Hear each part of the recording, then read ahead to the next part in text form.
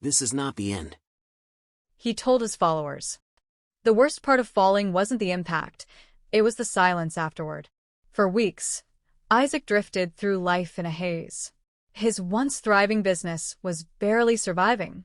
His inbox, once filled with exciting opportunities, now contained nothing but rejection notices and legal headaches. The energy he once carried, the fire that had burned so brightly inside him, was reduced to a flickering ember.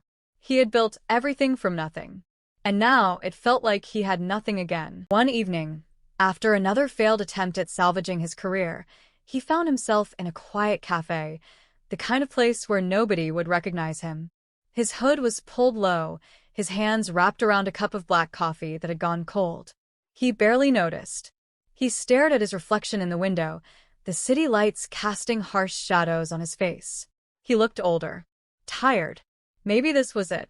Maybe this was where the story ended. Then he heard a voice. Isaac Warren.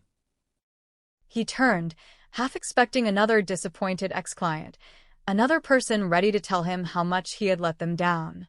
But the man standing before him wasn't angry. He was nervous. I just wanted to say thank you. The man stammered. Your videos, your training advice. It changed my life. A year ago, I was lost, man. And then I found your content. It gave me hope. I don't care what people are saying now. I just wanted you to know that. Isaac blinked. He opened his mouth, but no words came. Hope. It had been so long since he thought of himself as someone who gave hope. Lately, all he had done was drown in self-pity, wondering if his best days were behind him. But what if they weren't? What if his prime wasn't something that came and went? What if his prime was something he could choose, something he could create over and over again? The ember inside him flared. The next morning, he got up before sunrise. He went for a run, not for content, not for training, but for himself. He trained harder than he had in years, pushing past the exhaustion, past the doubt. Then he turned on the camera, not to apologize, not to defend himself, but to rebuild. This is not the end. He told his followers. Not for me. And not for you.